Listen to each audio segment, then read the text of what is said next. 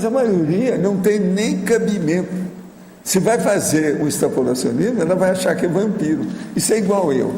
Eu saí com uma pessoa que eu gostava muito dela, e etc. tal, gente assim, de amizade de alto nível. Então, eu junto com o tal mal, saímos e dei um jeito de ir até lá. A pessoa estava dormindo. Aí eu apareço lá, todo bonitinho, arrumado, fui no beauty parlor, sabe? Acertei tudo extrafisicamente, com muita energia, e apareci, e ela me viu.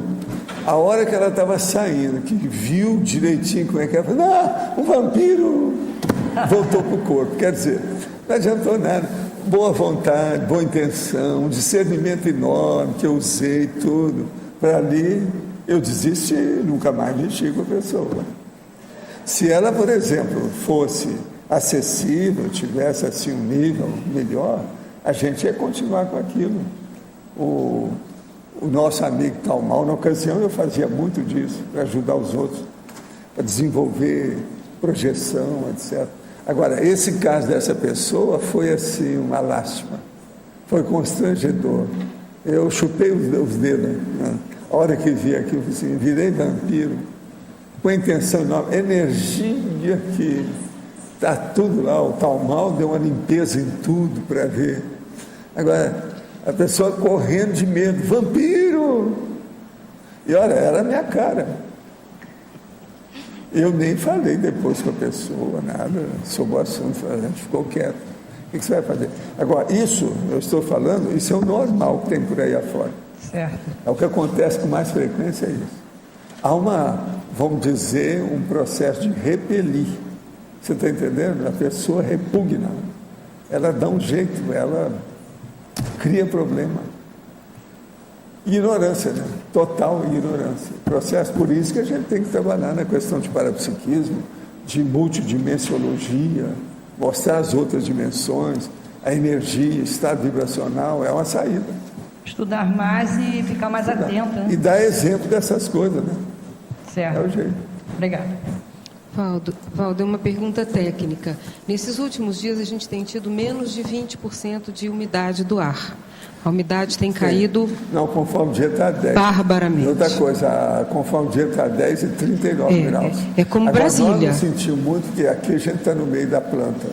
Quem está no meio de verde, como é o meu caso lá, que é a sente casa menos. Você não sente nada. Agora, como funciona, então, a questão da ectoplasmia? O campo é hidrófilo, você estava falando do acoplamentário. O campo é hidrófilo, naturalmente, ele já bebe água. Aqui, o ar-condicionado tira. Aqui dentro, nesse instante, está a 38 graus de umidade. Ainda 38. É baixo, né? Ainda está baixo. Mas lá fora está 53 graus, aqui, ó, desse lado. No sol está 50, mais de 50 graus. A situação, 53. Você Valdo, tem ideia, isso está tudo aqui. Agora está a 24 graus. Interno. Aqui está 25 graus Celsius. Agora, como funciona, então, a extração do ectoplasma da gente pela pele? A pele está completamente seca, por mais que a gente beba água, se hidrate, está seca. O ar está completamente seco, porque o ar-condicionado acaba de tirar o pouco da umidade que tem. Não é isso. Como é a questão que fica? Você coloca o melhor aparelho de ar-condicionado, você põe lá em 18. Ele não vai para 18. Chega em 21. Coitado, ele está de língua de fora. Desliga. O split está... Passa a temporada, ele vem de novo. A hora que passa para 23 e tal, ele volta para o 21. O meu lá do quarto é desse jeito. Ele não consegue, ele não dá então, conta. Ele fala, aí ele para. Daí a pouco ele começa de novo. Coitadão, a pena, o fôlego dele é curto. O esforço é maior, tanto das máquinas quanto o nosso. Então, como é a questão dos amparadores trabalharem com ectoplasmia em temperaturas e condições assim tão adversas? Aqui tem umas coisas que ajudam demais, que é o verde, né? Você sabe, o Rio é um problema, o Rio está muito poluído atualmente. Eles estão falando que o Rio está maior poluição do que o de São Paulo. Saiu na televisão isso. Agora, então, isso é difícil, não tem jeito. Você sabe, o mar, ele limpa até um certo ponto, mas não limpa tudo. Não dá. Tem muita gente no Rio. E eles agora estão esperando milhões lá no Rio, vocês sabem, milhões de turistas esse ano aí. Esse fim de ano está uma loucura. A televisão ontem estava falando isso. Então, o problema é sério. Agora, conosco aqui é muito bom, porque Foz do Iguaçu tem um dos maiores índices de verde do planeta. É aqui, como cidade. Você olha que tem árvore, tudo quanto é lado. Dá uma chuva aí, ou um vento forte aí, uma ventania dessa brava, é muita árvore que cai, porque tem árvore tudo quanto é lado. Agora, esse processo de cair árvore faz parte do serviço aqui.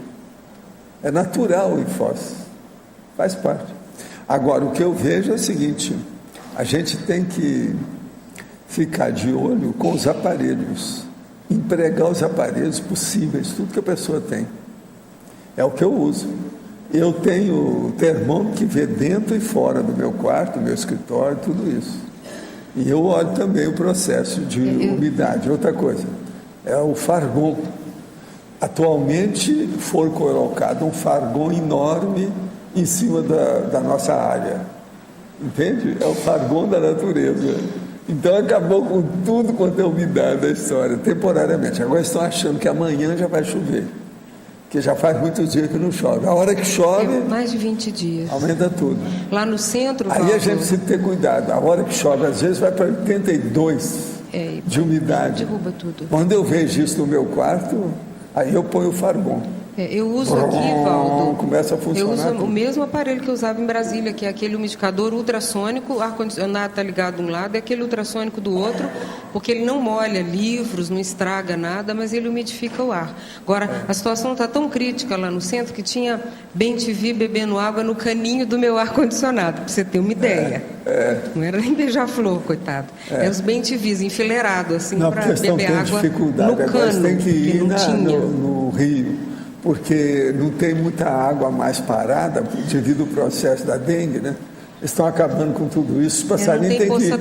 Eu já falei para eles, olha aqui, reúne todo mundo e avisa para ir ao rio, beber água no rio. Em vasilha pequena, os passarinhos não vão achar muita coisa. Eu já avisei para a turma lá do chefe dos passarinhos. Valdo, mas como fica então esse fenômeno da ectoplasmia do campo hidrófilo com uma temperatura e uma Não, eu acho que essa? isso não afeta nada. Gente. Não altera nada? Aqui, eu, por exemplo, não sinto nada.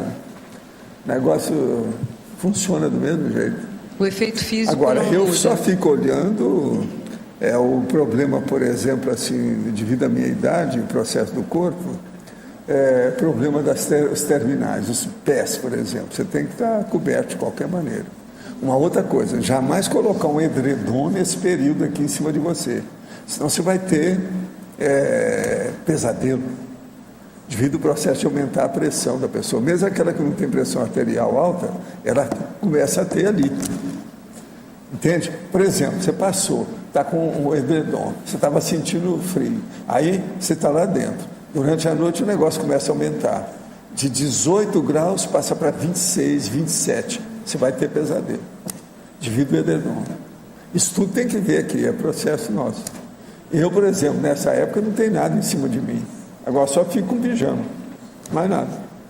Entende? Agora, essa é uma saída das melhores que tem sobre esse assunto. Uma outra coisa também que eu olho muito é o seguinte, é a direção do ar-condicionado, para onde vai. No quarto, por exemplo, isso é muito importante, a gente vê como é que fica.